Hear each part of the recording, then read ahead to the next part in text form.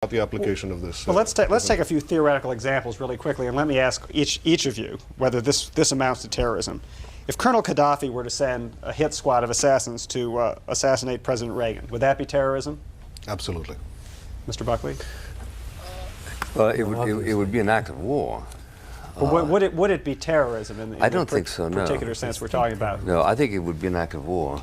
Mr. Ducalaria, would that be terrorism? No, this is terrorism, obviously. Yes. In your book, Mr. Netanyahu, you clearly say, for example, the attempt to assassinate Aldo Moro, that was terrorism.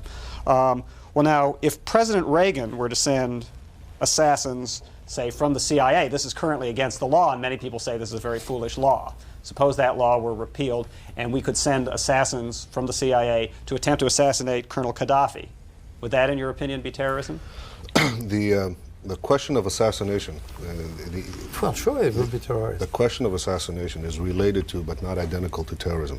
Terrorism is usually preceded by assassination, but usually it doesn't end there.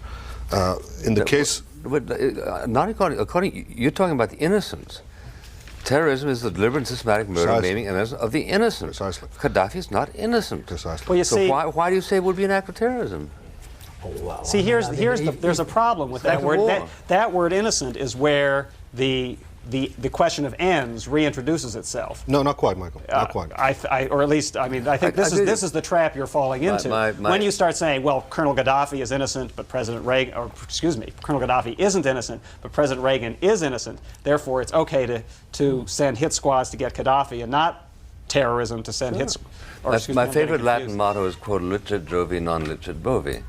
That which is permitted to Jove to do is not permitted to a cow. So you reject the totally attempt. Because we have rights vis-a-vis Gaddafi that he doesn't have vis-a-vis us because he's an aggressor and we're not.